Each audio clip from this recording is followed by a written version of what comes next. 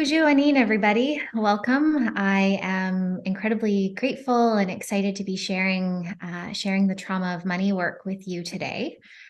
And it's wonderful to see so many faces. We had a lot of registrations come through today, and I'm really excited to see a few familiar faces and to see lots of new faces.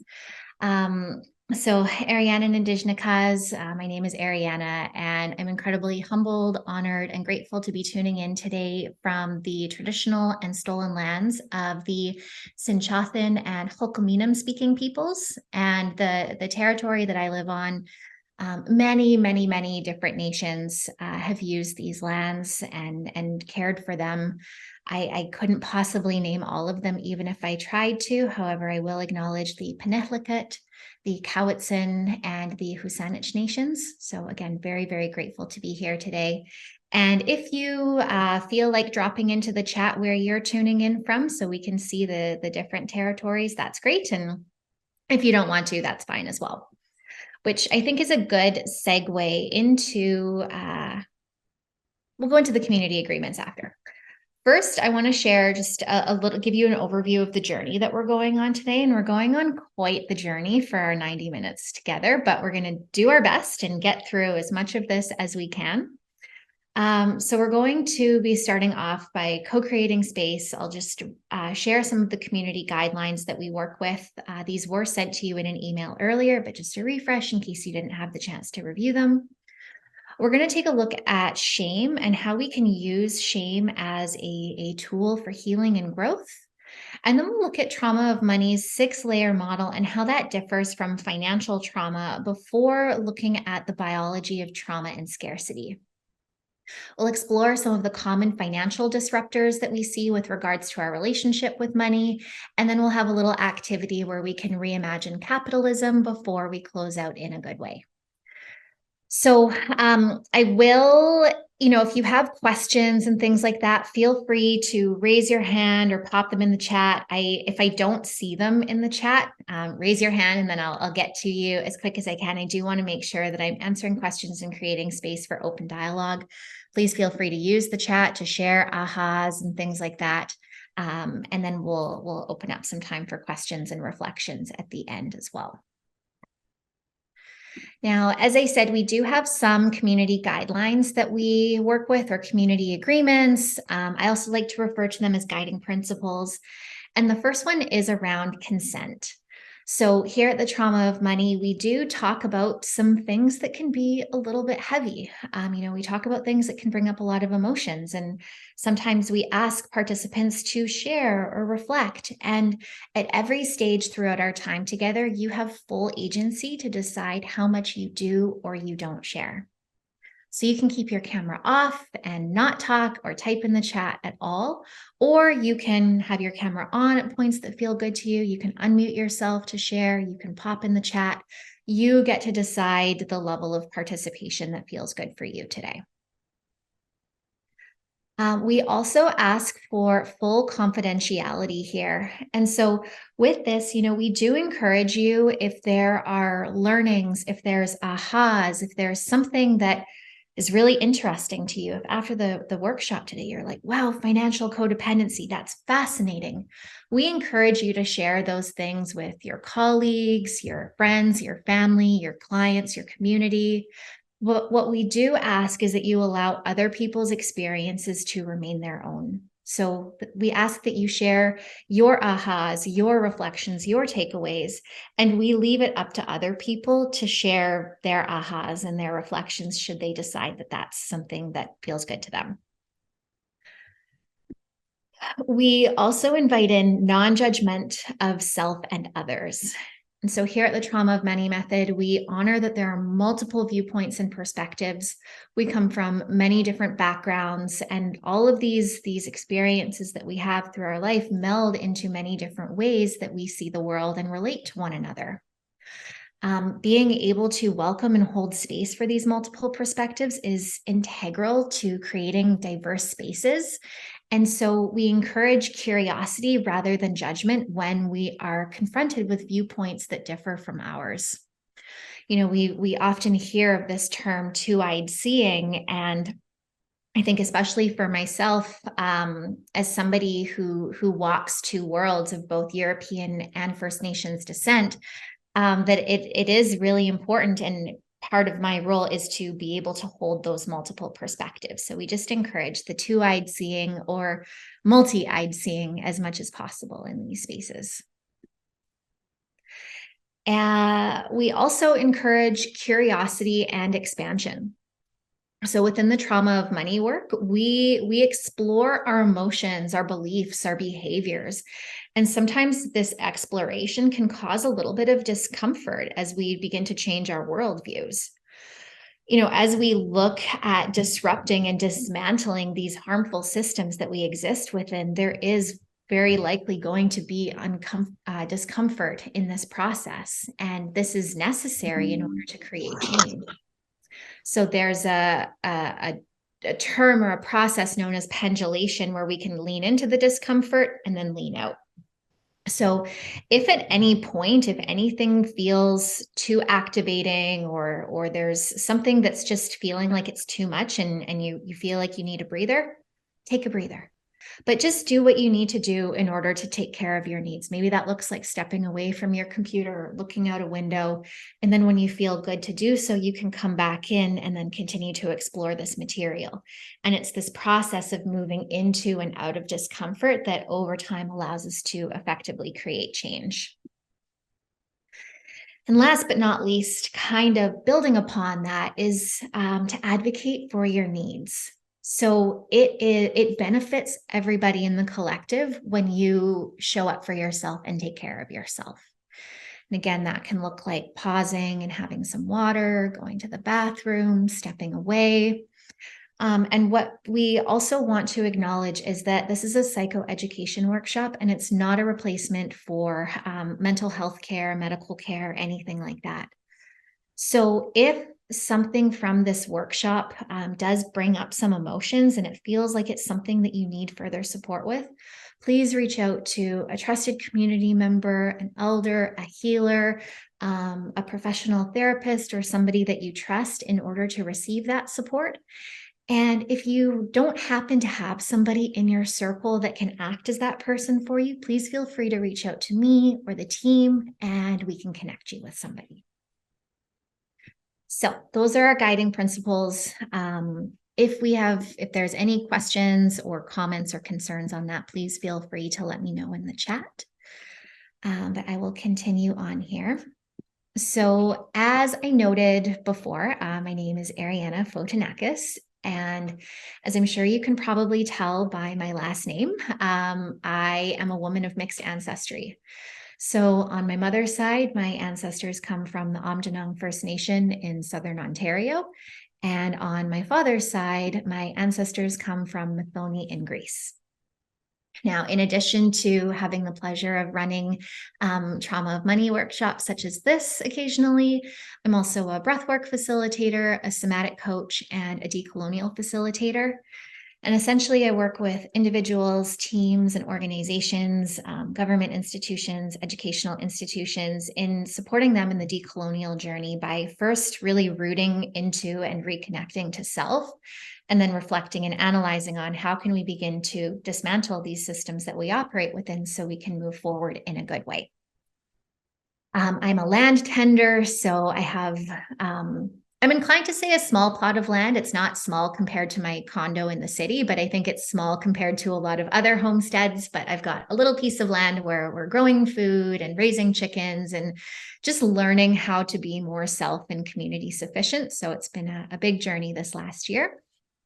And I would say my number one role is that of being a mama. So I have a beautiful 2-year-old, and she's pretty much my full-time job. I'm mostly a stay-at-home mom. And then on the side, I get to step away for a couple hours here and there to do things like this, which I'm really grateful for because it definitely fuels a different part of my purpose. So that's a little bit about me. Now, let's dive into the material. So trauma of money. There are 2 primary things that we're aiming to do here with the trauma of money method. And the first is that we are working to decrease shame and increased discernment when it comes to relating to our finances. And what I'd love to do is to just take a moment to invite you to reflect on what comes up for you when you hear trauma of money. So is there a word or two that comes to mind? Is there a sensation that comes up in your body?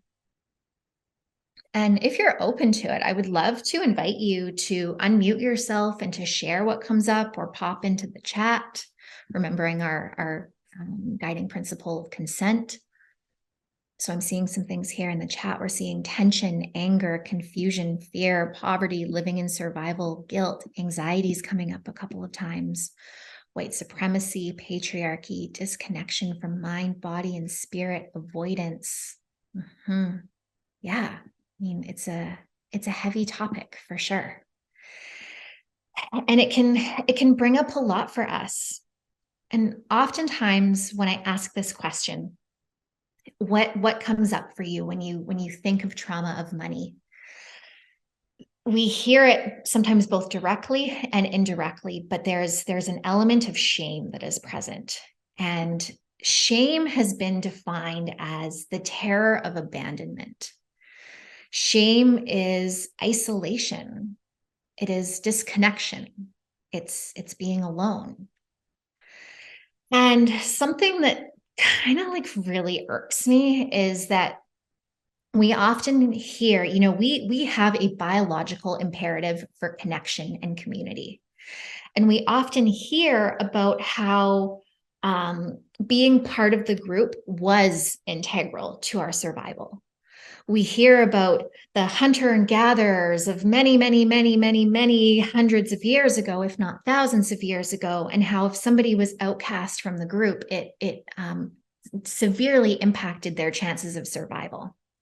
But when we hear about this being talked about from historical contexts, it makes it seem as though that's actually not a necessity for us anymore, that we don't actually need connection, that we don't need to be part of the group or to be belonging to something, when that's actually not the case.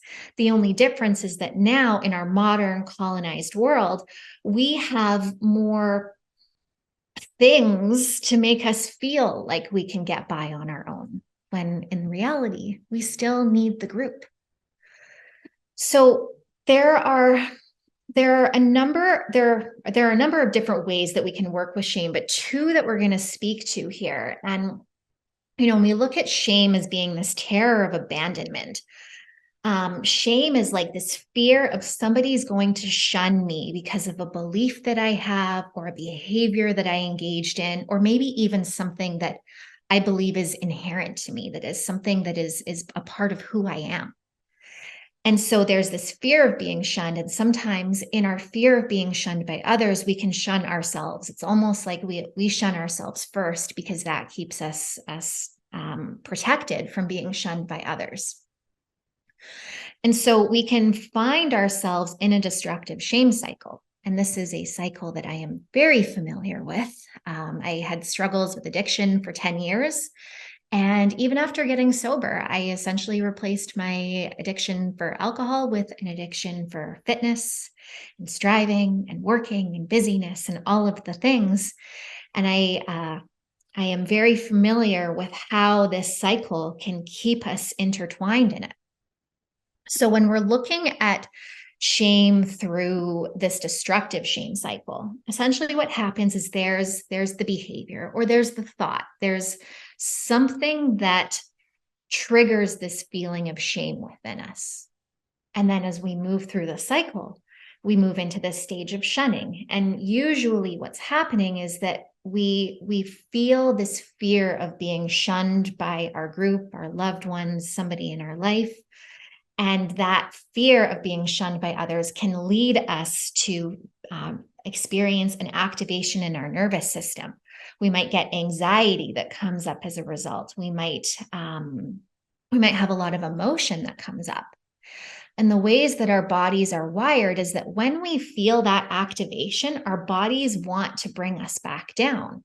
And so we find ourselves needing to soothe that pain. And oftentimes what happens is that the thing or the behavior or the person or whatever it may be that we reach to in order to soothe that pain triggers more shame. And so we continue to find ourselves in this loop here of destructive shame. Trying to think of like a really simple example. So for me, what happened a lot when I started my entrepreneurial career a little over a decade ago is that I didn't know how to navigate the fluctuating finances that come with being an entrepreneur. I was so used to having a standard paycheck every 2 weeks that when I started working for myself and I would have like 5 clients renew a package in 1 month and I'd get all of this money, I wouldn't know how to budget that to last, say, like the 2 to 3 more months where clients wouldn't be paying me because they all renewed that 1 month. So I accumulated a lot of debt in those early years of my business to the point that I was afraid of looking at credit card statements, didn't want to have anything to do with looking at my money. And that created a lot of shame in me. I was like, am I $5,000 in debt? Am I $1 away from hitting my $10,000 credit card limit? What happens if there's an emergency? Like there would be all of these thoughts and feelings that would come up. What would my partner Jordan think of me if he knew how much debt I had? And so because I was going into all of this fear and this narrative around what it meant for me to have and for me to have this much debt and what would other people think, eventually, because that's exhausting, I would find myself needing to soothe the pain. And usually I would soothe the pain by, oh, I'm tired tonight. I'm just going to go out for dinner. Or I feel like I deserve a coffee. I deserve to treat myself this afternoon. Or maybe I even need an outfit. And I would spend money that I don't have, continuing to lead me into that shame cycle. And so this is a very, very common pattern that we can find ourselves in when it comes to shame, whether it's regards to our finances or otherwise. But there's another way that we can use shame as a tool for connection and healing. And this is through the pro-social shame ladder. Say that 3 times. It's a little bit of a tongue twister. But essentially, when we're working through the pro-social shame ladder, rather than coming here where the behavior arises and then the shame happens and then we isolate ourselves for fear of being isolated by others, we can engage in the behavior or notice the thought or be confronted by the part of us that we think we're supposed to feel shameful for. And rather than isolating, we can be radically honest about what's coming up for us. We can share with somebody. I could have told my partner, Jordan, I could have said, Jordan, I have to be honest, I'm really afraid to look at my credit cards because I have no idea how much debt I've accumulated. And theoretically, hopefully, if this is a safe person that we've been radically honest with, we're met with acceptance and empathy. We're met with understanding. We are shown that we're not going to be shunned and cast out of the group because of this thing. So perhaps in that situation, Jordan could have sat down with me and he could have said, okay, let's look at this together. Like, let's see where we're at and what we can do to get out of this situation. And that would be where we move to our next right action or making amends. And through this, what this does is it shows us that even in light of these behaviors and thoughts and parts of ourselves, that we're still worthy of belonging and connection. And this is something that is not unique to trauma of money. This is something that's often used in 12-step programs where people will stand up and they'll share things that they've done that are that they're ashamed of. They'll share behaviors they've engaged in or ways that they've harmed people. And others in the group will say, thanks for sharing. Thanks for being here. Keep coming back. And what that does is that reinforces that, yes, you are welcome here, despite all of these normal human things that we may label as flaws, that we are all still worthy of connection and belonging. So just to recap, destructive shame essentially occurs, we fall into that loop if we are shunned by others, or if we fear ourselves being shunned, or if we shun ourselves. And if we are accepted and shown empathy, we can begin to move up the pro-social shame ladder and find connection and belonging and healing. And there's a quote here by author Anna Lemke. She wrote the book, I believe it's called Dopamine Nation. Really, really fascinating book around just where some of our addictive behaviors and tendencies can root from when it comes to the actual neurobiology of that. And she says that mutual honesty precludes shame and results in a rush of intimacy, connection, and safety. We are accepted despite our flaws. And, I use the term flaw loosely, but I think you all get where we're going here.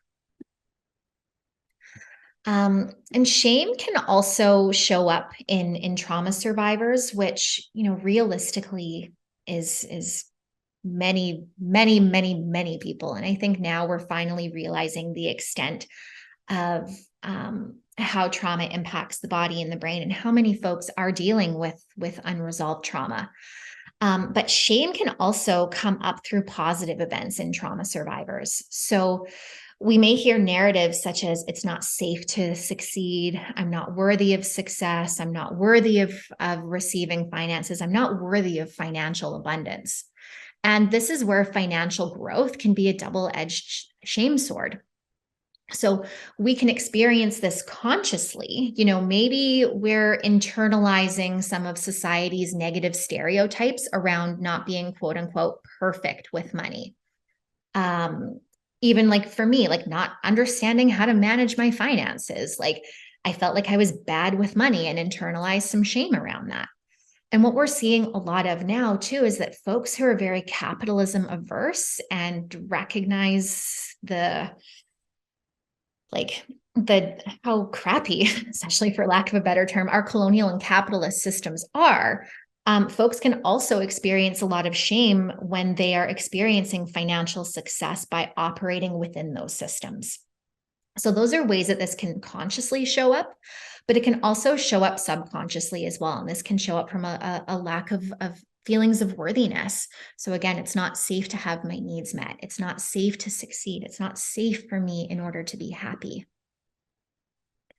And I'm just seeing somebody in here sharing their story with money. So thank you for sharing where you're at with that. Again, this is that piece around, when we can kind of lay it out on the table and say, this is me, this is a part of me, this is a part of my story, and be met with love and compassion from others, can be a big turning point in our healing journey. So thank you for that. And there's a question that we like to ask at Trauma of Money, and it's, whose shame is this? And we ask this question because it starts to depersonalize the shame. It reminds us that the shame can be present because of the systems that we are existing within. It's the shame that comes about as a result of capitalism. It's a shame that has been placed on me by colonialism.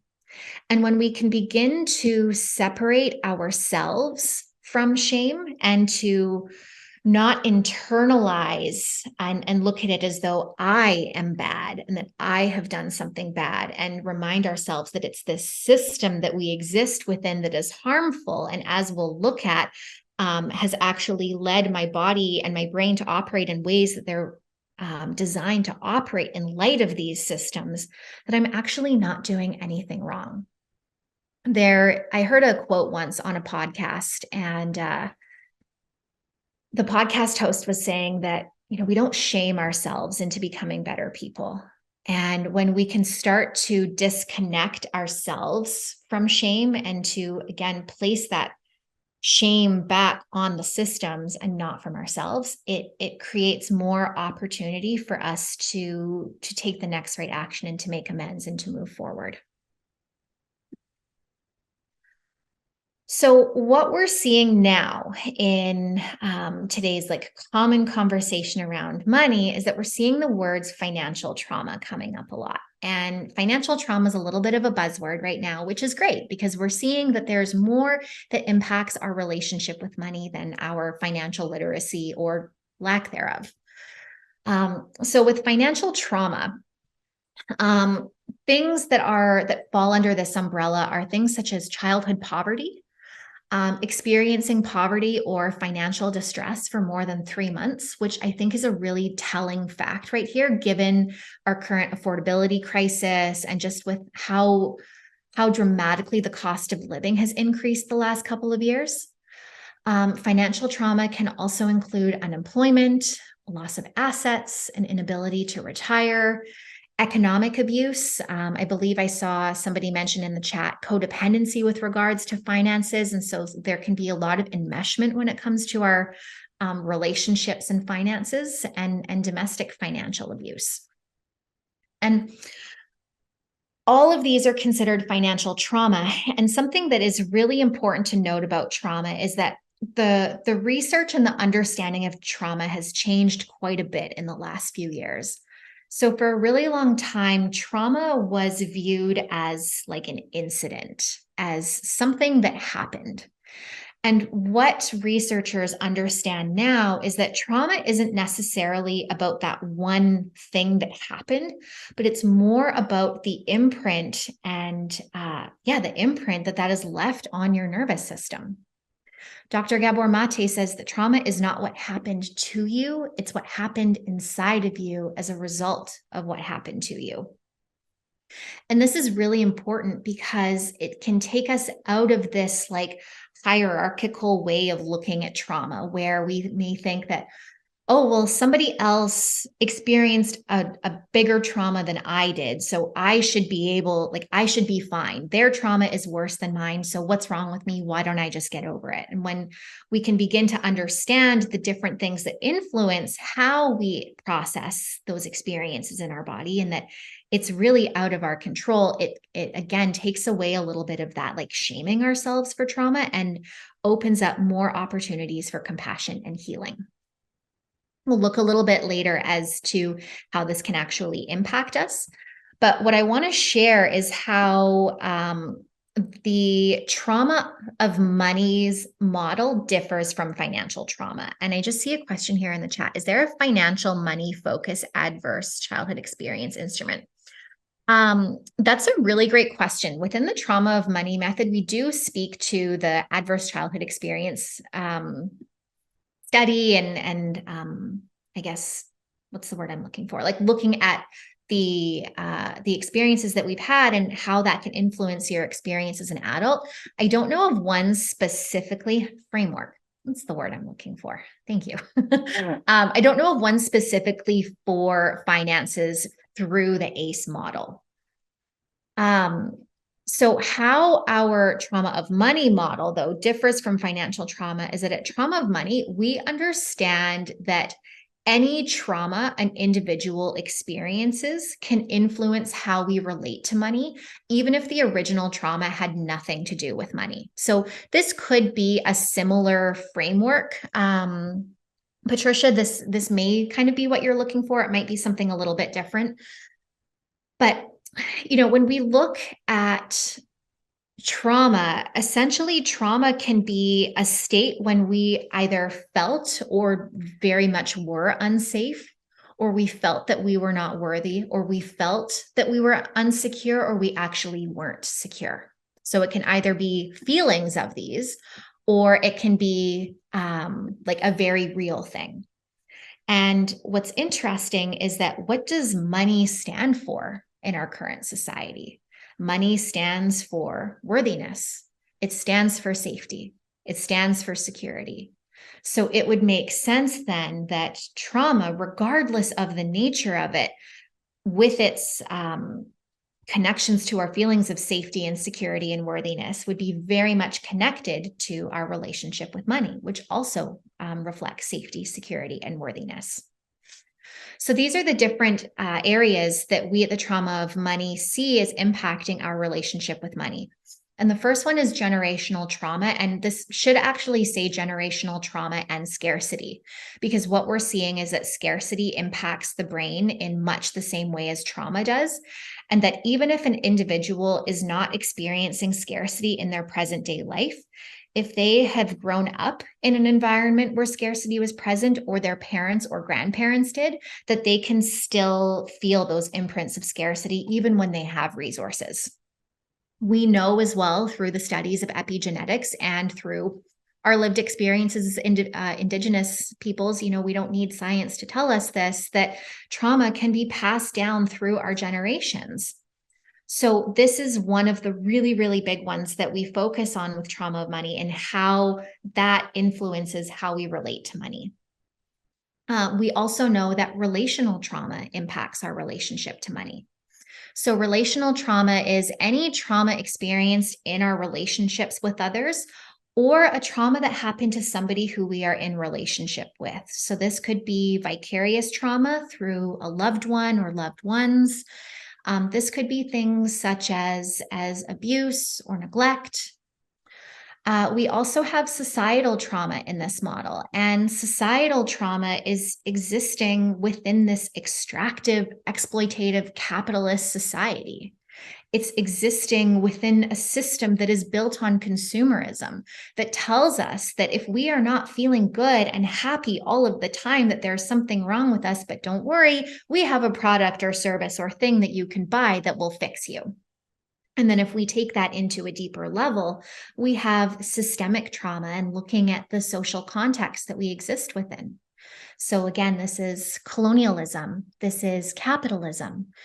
Our systems, specifically our financial systems and our government systems, are meant to elevate a few and marginalize many. And so we can't talk about our relationship with money without acknowledging these systems that we exist within. We also recognize that the laws of nature and biomimicry influence our relationship with money. And what do we mean by this?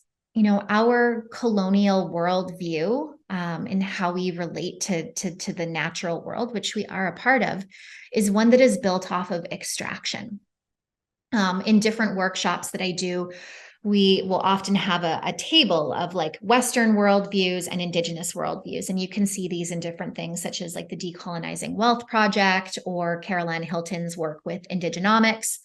But one of the big differences here is that an Indigenous worldview views the land and Mama Earth as a gift, as an entity that we live in right relationship with, whereas a Western or colonial worldview views the land as something to be extracted from.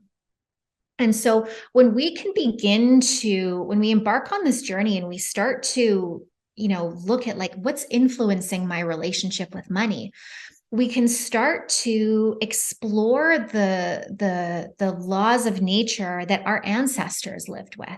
This can be a very key element of generational healing by beginning to open up to and empower and elevate the ways that our ancestors lived with the land and the ways that they viewed nature and abundance in nature. And it can also begin to open ourselves up again to this idea of reciprocity. Even when I look in my backyard and when I think of everything that we're doing here with growing food, there are, of course, elements of the land that are providing for me, but I also give back. And something else that I love about nature is that, everything takes what it needs, but no more, no less. The bears, sure, they go and fatten themselves up before they go into hibernation, but they need to do that in order to make it through their hibernation period through the winter. They're not just accumulating at all costs and like taking things from everybody else. So, this piece on reciprocity, Dr. Stephen Porges, who's the author of the polyvagal theory, and he's somebody who's really brought a lot of the more common education on the nervous system to the forefront. He says that we have an inherent neuroexpectancy of reciprocity.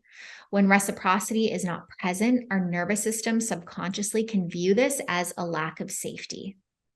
And so again, for those of us who have ancestors whose worldviews were built on reciprocity and living in right relationship with one another and the land, to simply be existing in these extractive and exploitative systems, that in and of itself implies a lack of safety within our nervous systems. And so I'm just going to go back to our model here. And of course, this is not going to do that easily. There we go. Coming back to our model, the last layer that we see as influencing our relationship with money, and folks are often surprised to learn that this is the last layer, is financial literacy. And, there's billions and billions of dollars that are funneled into financial literacy programs. But the reason why we view this as the last layer is because it's next to impossible to actually engage in and learn through financial literacy programs when we are in our trauma from these other avenues here. As we'll explore, our brains function in different ways when we are in a trauma state. And so to sit down and just be told that we have to budget and make our 5-year financial plan is like kind of completely missing the point, if you ask me. So I'm just going to take a look at the chat here. Yeah, finding financial therapy. Yeah, affordability for sure is a huge thing. And this piece around sudden access to money is, yeah, it's a big one that I think, especially when we're speaking to Indigenous groups and Indigenous communities, the conversation around what it actually means to receive money and what comes up for you when you think of money, it's a lot different than if I'm speaking to a group of folks who are of settler descent, for sure. There's a huge difference there. So let's take a little break on this. I'm going to just guide a little practice to help us get back into our bodies, because we've been talking about some kind of heady, but both heavy things, and we're going to kind of keep on this trajectory here. So just for a moment, I'm going to invite you to bring your gaze away from your screen. If you're looking at your screen right now, so maybe you can bring it just up over. Maybe you want to bring your gaze, like turn your head off to the side. And perhaps just finding an object to look at that is either joyful or pleasing to look at, or something that is neutral. So when I say neutral, I could be like looking at the pretend hardwood floors. If I'm looking at something that is pleasing or joyful, I might be looking at the last few flowers on the wisteria vine outside. So just allowing your gaze to settle here.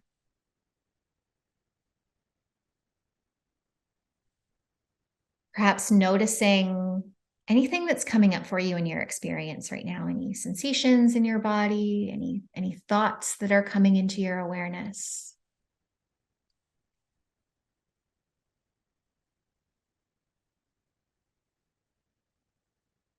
And also just noticing if this object or this point in your space that you're looking at, if you're like really kind of focused in on it. And if so, play with me for a minute here. If you can start to like let your eyes kind of settle a little bit further back into your head. And if that sounds like a really strange and weird concept, that's totally cool. What we might also even want to do is we can bring our hands up in front of our faces with our palms facing one another. And we can start to open up our hands, like we're bringing them wider and further apart.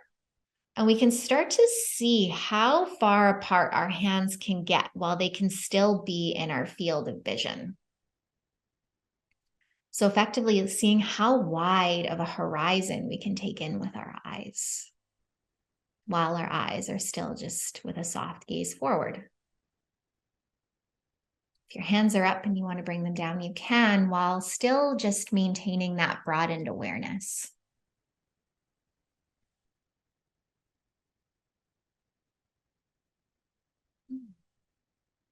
And now maybe just noticing if any shifts at all are present after widening the vision. You might not notice any differences. You might notice your breath got a little deeper. Maybe there was a sigh, or maybe you yawned.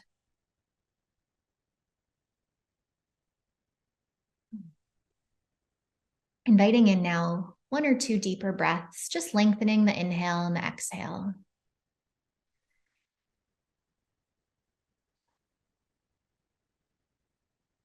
And when it feels good, joining us back here in our Zoom circle.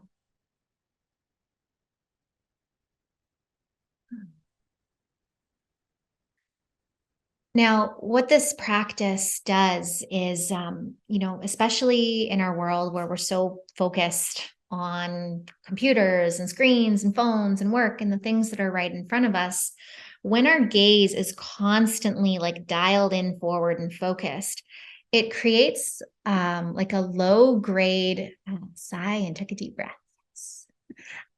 It creates like a low grade sympathetic activation. So fight or flight. It's a little bit of a stress response and like it just kind of keeps it up all day long. And when we can allow, like practice this, engage in this practice of like letting our eyes kind of come further back in our heads. So we're not like right forward and looking at what's right in front of us. When we can relax back and open up our field of vision, it brings in a little bit more of sympathetic activation. So a little bit more of that rest and digest. And as we'll explore a little bit later, tunnel vision is actually something that's very present when it comes to scarcity. And so when we can intentionally expand our horizons a little bit, it can actually open up more opportunities for us to see beyond the tunnel that our brains are essentially keeping us stuck in. So let's continue on. I'm just going to take a quick sip of water. If you need water, I highly encourage you to take a sip now. Stay hydrated, take care of the body's needs. So from here, as I said, trauma can be any number of things. So it's not always just about the experience. And trauma can be a single experience. So it can be an accident, a natural disaster, fires, like even a bad fall. All of these things can be trauma. Trauma can also be something that is ongoing, like living in a colonial state, especially as a person of color. This can be living in an abusive relationship or in a toxic or unsafe environment, living with a chronic illness or chronic pain. Trauma can also be inherited. So as we looked at before, trauma can be something that is passed down through our generations due to colonization, persecution, slavery, all of these different elements that our ancestors were that they had to experience. And trauma can also be inherited from our time in the womb. So epigenetics is showing us again that ways that our mother related to the world while we were in the womb can then influence how we relate to stress.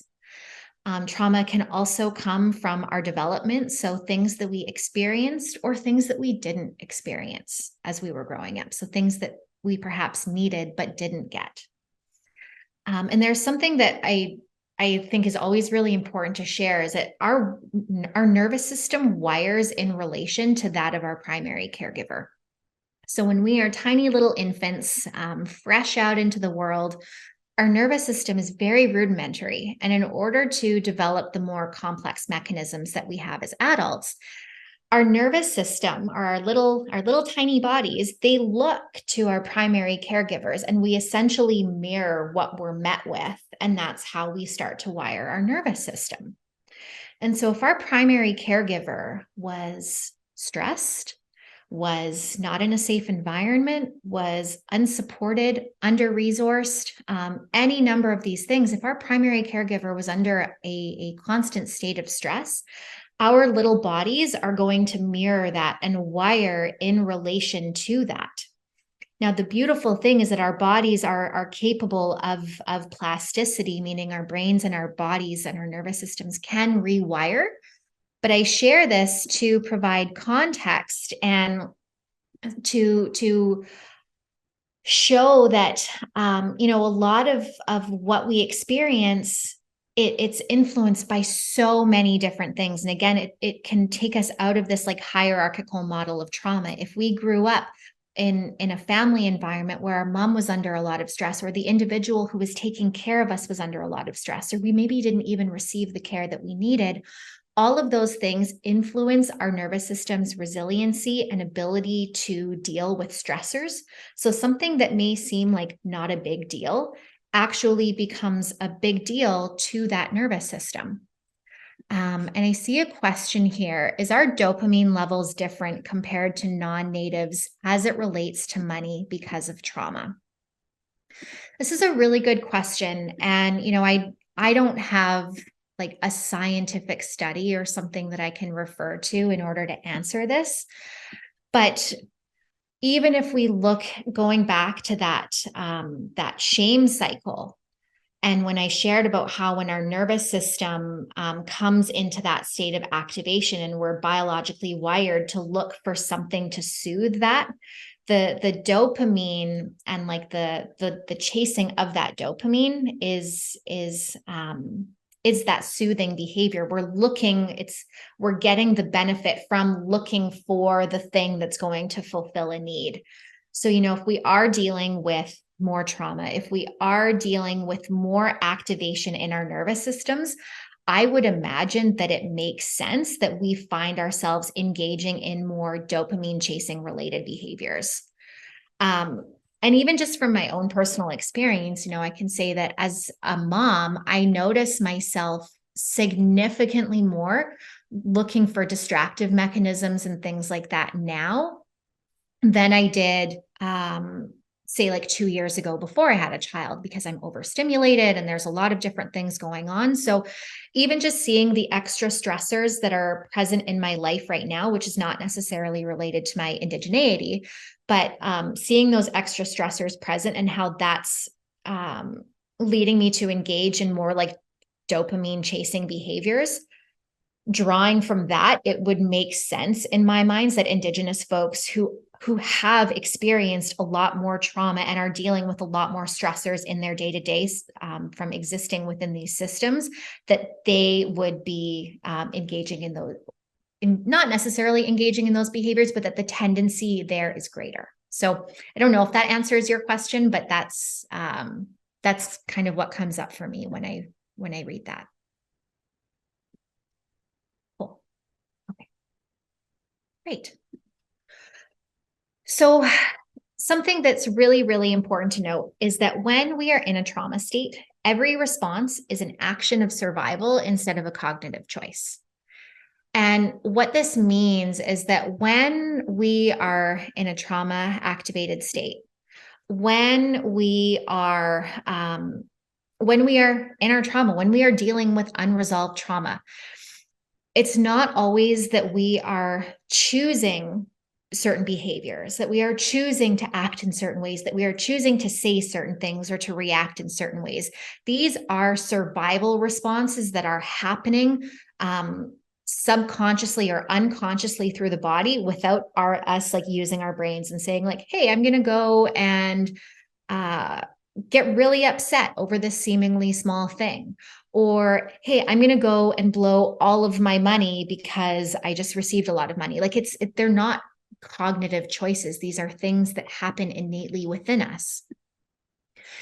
And when we have our brain, this is obviously a very simplified look at the brain, but it shows the important parts. And we can see our brain divided into these three segments of our prefrontal cortex, which is responsible for creativity, decision-making, impulse control, problem solving, those kinds of things. So we would say it's our more like evolved mammalian brain.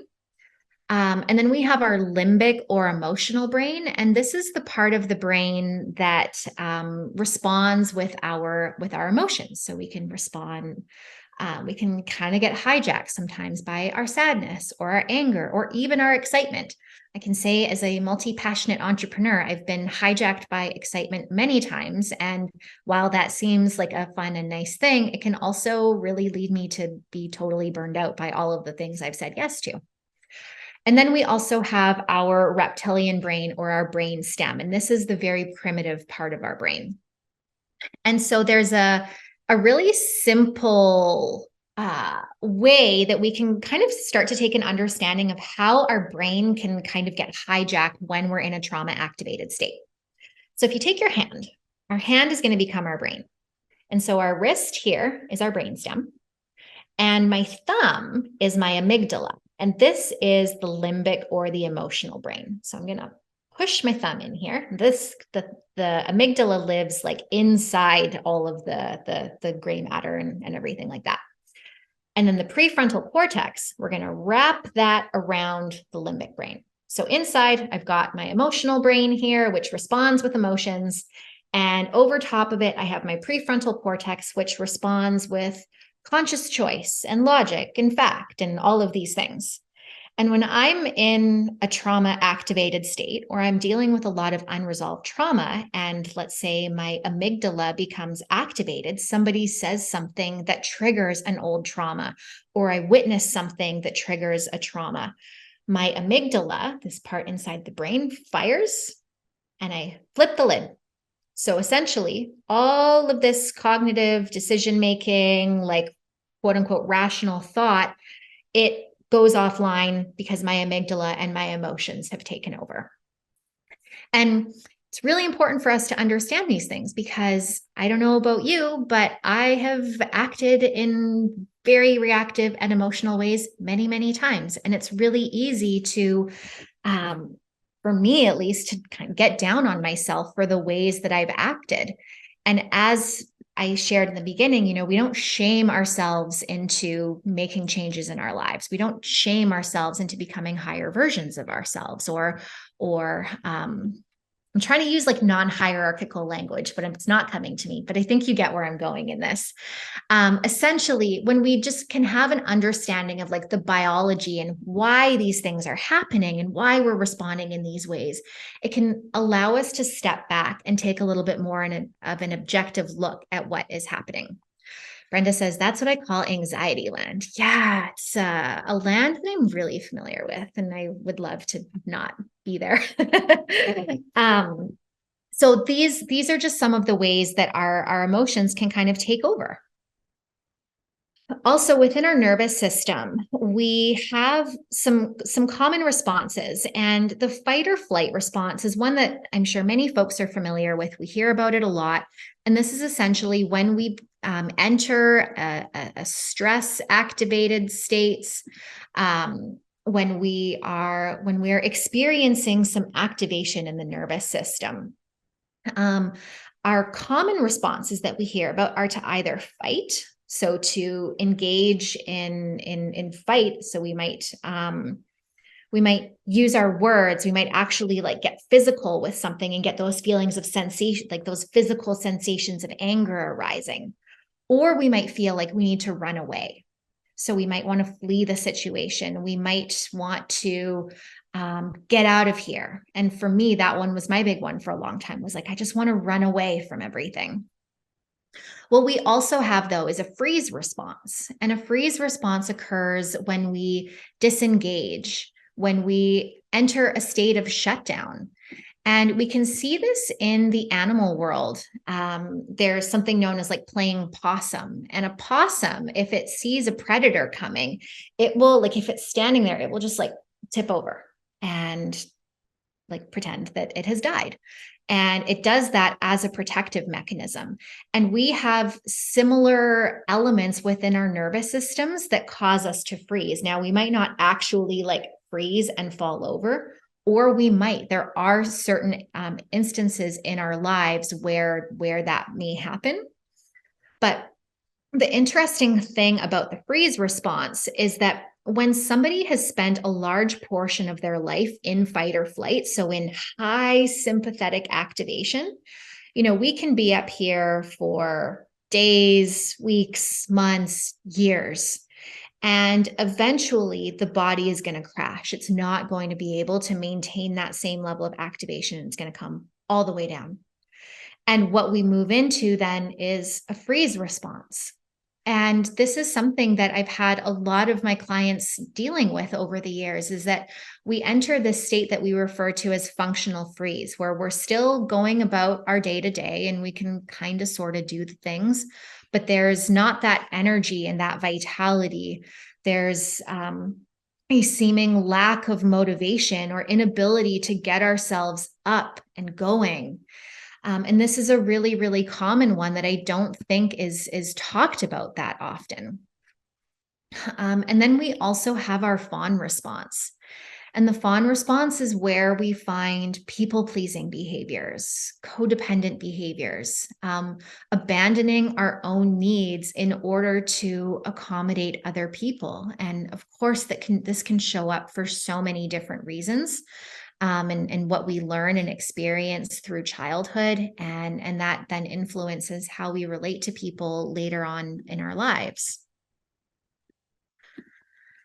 So there's a tool that we use at the Trauma of Money called the window of resilience. And this is also referred to as the window of tolerance in different therapeutic settings. We just think that resilience is a little bit of a nicer term than tolerance. And we have this scale here of 1 to 10. And if we're in that 8, 9, 10 zone, this is like hyper arousal. This is that fight or flight. It's the, oh my gosh, I have to do something about this. I have to deal with this. What's going on? What's wrong with me? Blah, blah, blah, blah. And like, I can act that one out really well because I've spent a lot of time there.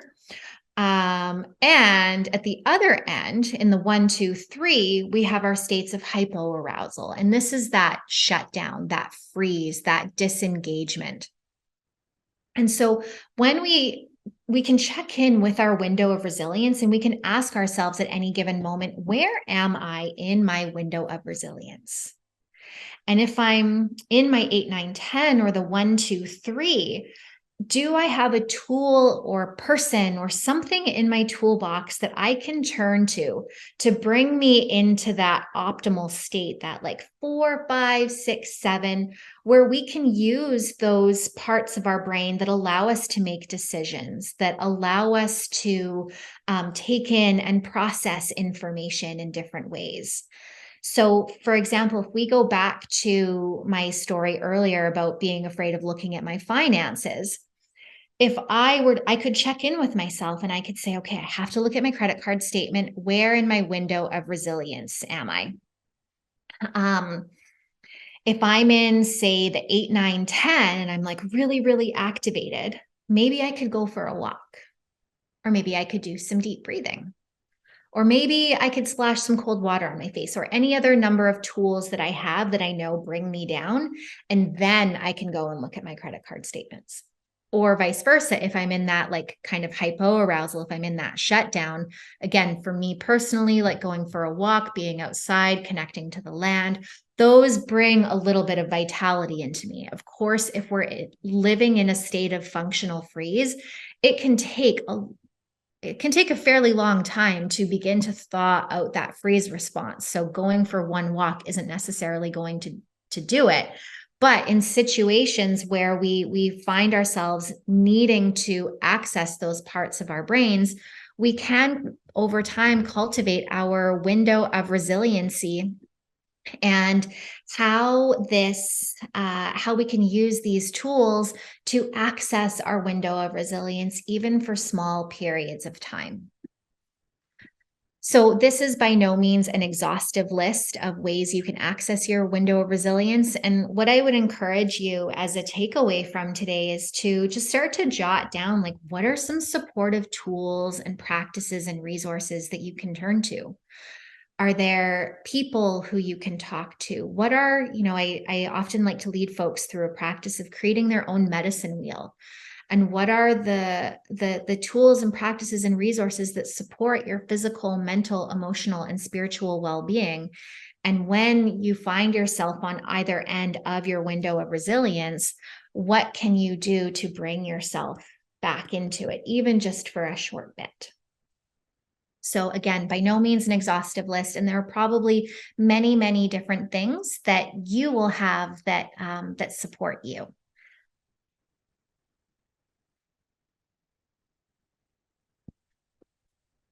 Okay, I see a couple of questions here. Can you speak to, are you familiar with the annihilate response? I'm actually not familiar with the annihilate response, and I've gone through a lot of different nervous system education programs. So normally I would say no, and I will find the answer for you. But right now, because this is a standalone workshop, I will say I'm actually not familiar with that response. And is there anything you can share about how trauma of money manifests itself for folks who live with ADHD, autism spectrum, and where stimulation and arousal may be even more amplified? I think I'm coming that from how the perspective of how resilience and getting to that optimal window is different or more confusing or complex.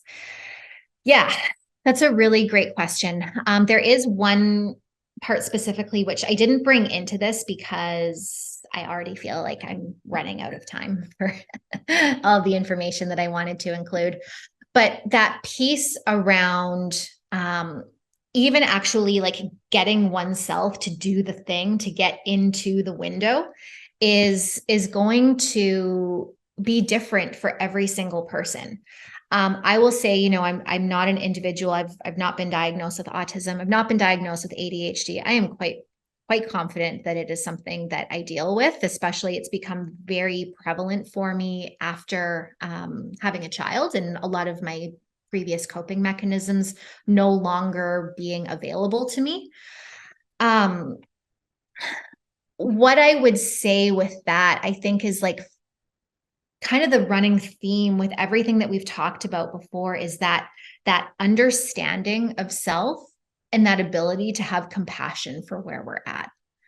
So different people are going to have different ways of like bringing new habits into their lives, and like how to even turn to a tool that allows them to access their window of resilience. It's going to be super different for everybody. And I think if we can at the very least have an understanding that like I need to get different support systems in place in order to even do the thing to get me into like my self-supportive space, is going to be, I don't want to necessarily say like a game changer, but it's an integral part of having that self-awareness and building in the support that we need. So for me, I know that I need to have things be like really small and bite size. So I know that I like my practice right now is like, can I do like 2 minutes of meditation a day? Like I need it to be something that is so easy, it's laughable, where I could be like, oh my God, yes, I can totally do that. So that's what works for me. And it's taken time and patience and self-compassion in order to be able to figure out how that works. So I feel like that's probably not the most helpful of answer, but I hope that that offers at least something to work with. And again, I think it's just that compassion and that understanding, and what do I need specifically in order to help me access those tools. So, psychology of scarcity. The interesting thing slash the scary thing about our economic system is that it is built on scarcity.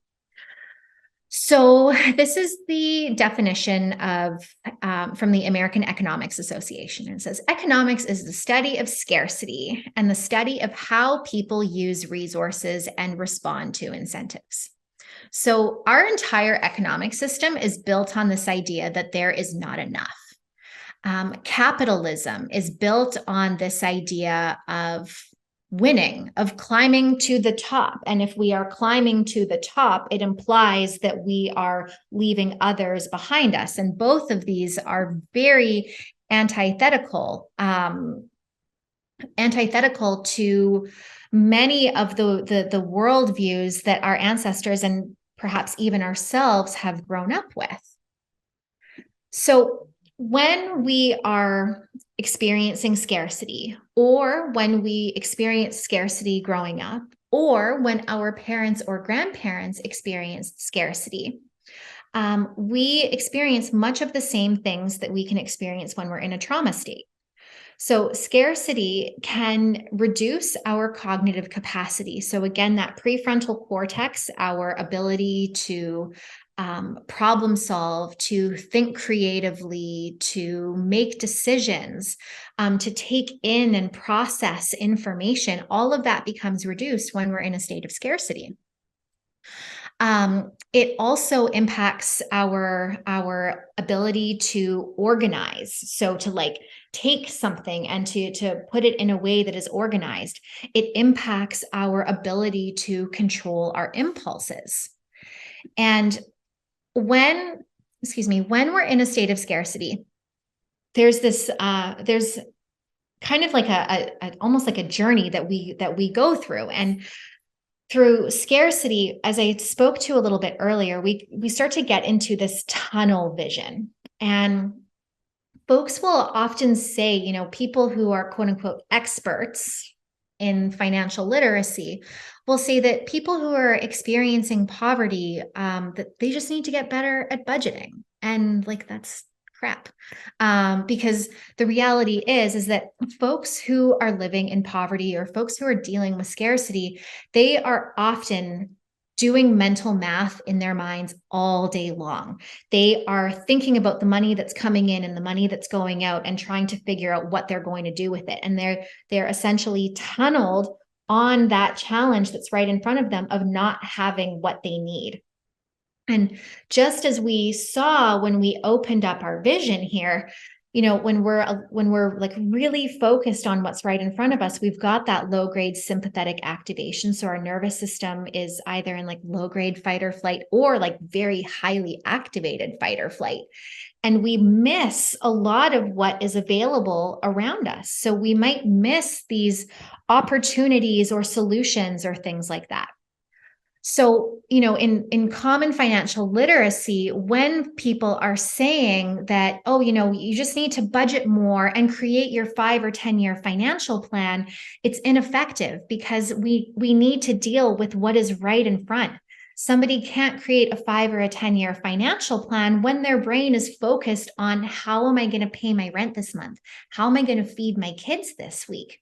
So if we are going to set financial goals, they need to be within the tunnel. We need to address what is right in front of us in that moment. There then becomes this phenomenon of trade-off thinking. So again, when we're doing that mental math, it might be a matter of, if we're looking at it in really dire terms, like, am I going to feed myself or am I going to pay my rent? Or even from a business standpoint, like, am I going to pay my rent or am I going to invest in this thing that I think is going to help me grow my business, right? Like we have to do a lot of that back and forth thinking, which uses a lot of mental energy.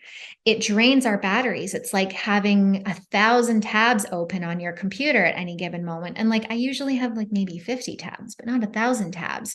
And that drains your computer battery more quickly and it drains your brain's battery. And so what then happens is that it becomes easier to give into temptations.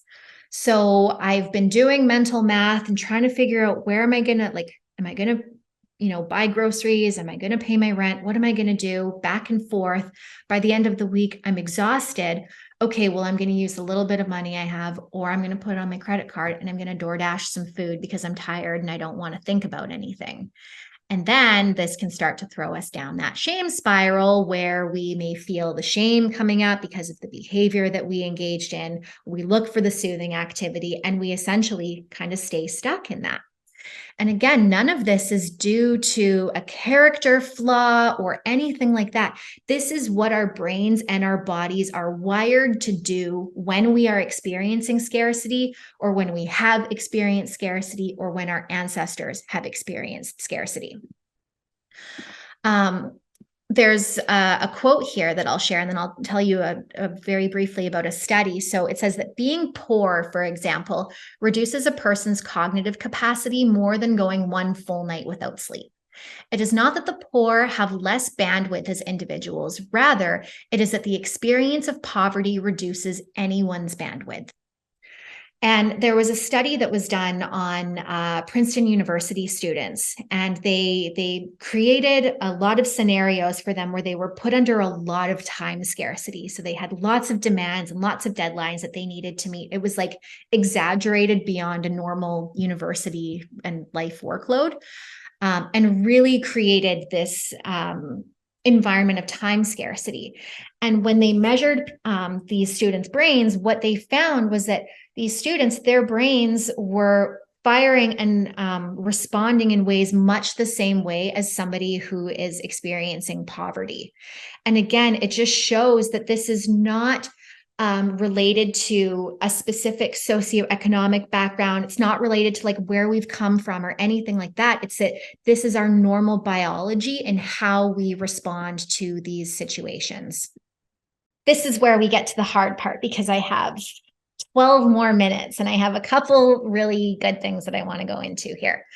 So in trauma of money, we talk about financial disruptions, and there is an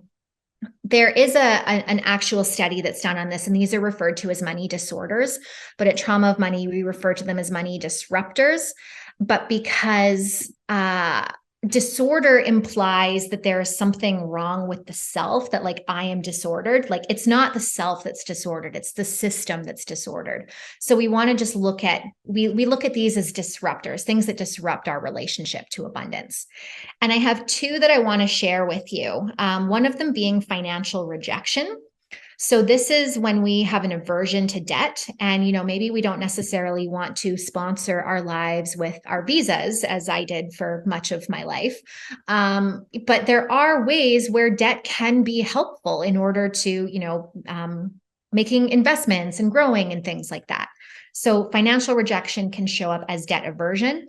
It can show up as rejecting opportunities to earn more, increase funding, selling more of our products or services, carrying shame around having money, or not wanting to engage with people who have money. And, the longer I'm in this entrepreneurial game for, the more I see is that like the people who have the really well-connected networks and who know folks who have a lot of money, they have the leg up.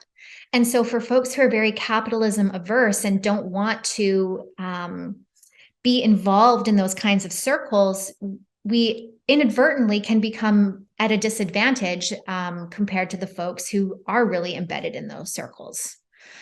Financial rejection can also stem from our narratives of unworthiness. It can show up as overspending. So it's important to note that there's overspending that's related to just the lack of affordability, but there can also be overspending in the sense of like getting money and then just wanting to get rid of it. And then the big one that we have is financial fawning.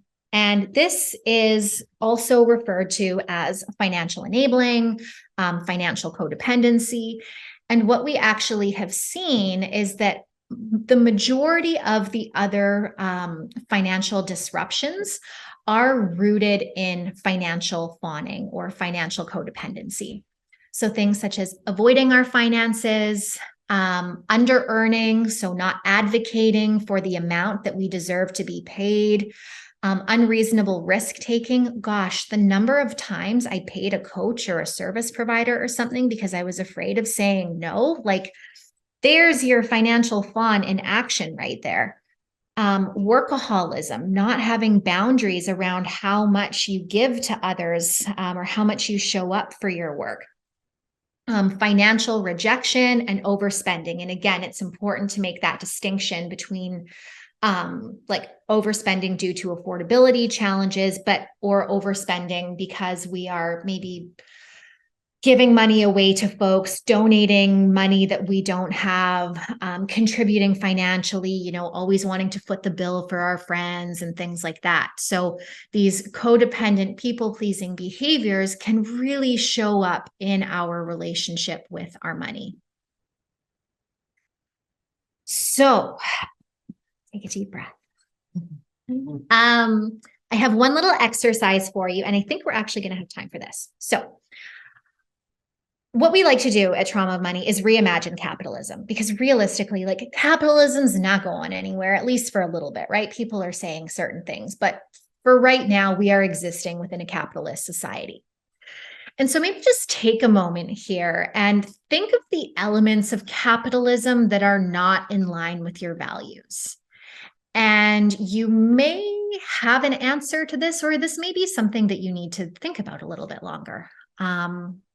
When I think of elements of capitalism that aren't in alignment with my values, I think of, Carolina, I'm sorry. The lack of reciprocity for sure, extortion, lying to get ahead, exploitation of people, extraction of the land, this like maximum profits at like minimum cost, the monopoly. Yes, all of these things about capitalism, boo.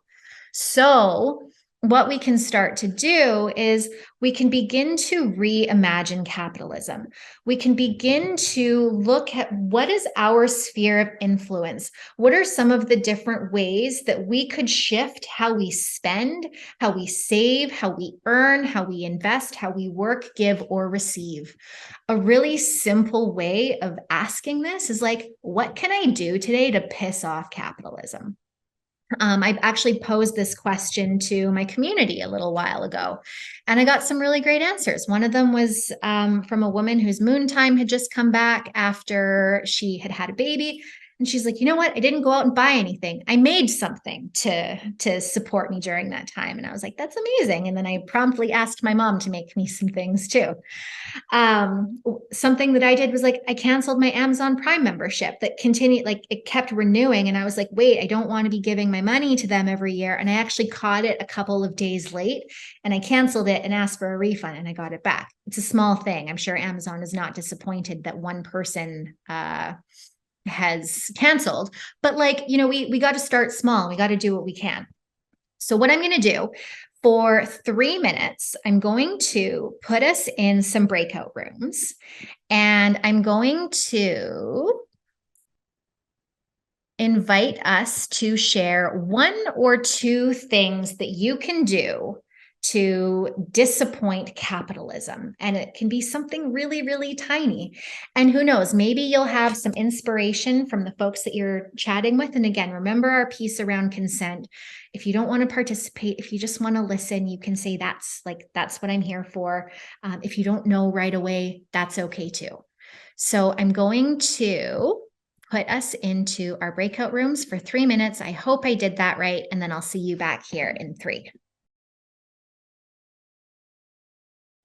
Oh, I was just going through and seeing who is alone. So I was trying to move things around. But if you want to unmute and if you want to share something with me, I would love to hear. Oh, hi. Hey. I guess maybe shopping local. Hmm. Um, I'm kind of still addicted to Amazon. I know I have friends who were, that's one of their strategies is having no credit card, no Amazon, paying with cash, supporting local. I can't do all of that, but I think supporting local. I had my own small business, so I think that's my main one. But Amazing. it's so hard. It's so hard because I think part of it is um, me wanting to force myself to become more capitalist. That's kind of how I've been going. So this is really interesting. So I'm curious to Mm. see where you're gonna go with this. Yeah, thanks for sharing. And, you know, I'll even acknowledge too that piece around supporting local. Like, it's also a privilege, right? What I've really learned in this little island that I live on, where I can like source food from local farmers and stuff, is like how much higher my grocery bill is now. And it's like, it's sad that it's a privilege to be able to buy food from local farmers and things like that. So a lot needs to change in our systems, but you know, we do what we can. Ari says, I thrift, so I'm not buying new clothes. Yes, love me a good thrift store find. So, welcome back, everybody. I was just saying, you know, I wish that we had enough time where I could listen to all of the things that we're going to collectively do to dismantle capitalism, or just like disappoint it for the next little bit. But yes, as Ari says, please feel free to pop it into the chat. So we did it. We made it. It is 5:54. I was given until 5:55, or, you know, 55 on the hour, wherever you're located. And we got through it all. So at this point, I don't know how much time we have for questions, comments, thoughts. Of course, please feel free to use the chat. We still have about 5 more minutes where Jamie's going to share a couple of things. But I did just want to say chimigwech today for, you know, your engagement and your activity in the chat, for your openness, for your vulnerability, and for being here. I've got both of our links. So there's the Trauma of Money's website and Instagram on the main screen here. Trauma of Money also has a September 20th cohort starting. So it's 17 weeks for the professional path if you want to use this in your work. 15 weeks, I think, if you want this for personal use. And you can use the code NWL23 for 30% off. And I believe Jamie also has that information too, if you need that, maybe that can be included. I don't know if there's an email or it can be put out to the community in some way. And if you would like to connect with me, I have my website and my Instagram there. I'm just back on Instagram after a little hiatus through the summer. So if you want to come and say hey and share any thoughts or insights with me personally there, I'm not on Trauma of Money's Instagram, so please feel free to come and say hi to me there. So, Chimigwech, everyone. I will stop talking now. I'll maybe leave this up, Jamie, if that's okay, and then I'll pass it back to you. Yeah, thank you so much. Just want to say, appreciate you, Arianna, for all your words and wisdom. And I'm a big advocate of Tom. I get to facilitate on one call every couple months. So just want to invite you all. If you all want to be part of the cohort, it's really insightful. This is, I think, a great like first glance at trauma money, but especially if you're serving community, if you're working in the finance space or sector, working with entrepreneurs or for entrepreneurs, or are an entrepreneur, or if you're leading a household as a Native woman, the backbone of community and economic stabilizer, this is a really great program to work in. Yeah, if anybody wants to just come off camera and give a big thanks to Arianna, you can voice it as well. That would be really phenomenal. Hej, hej, Mikuláš. Thank you.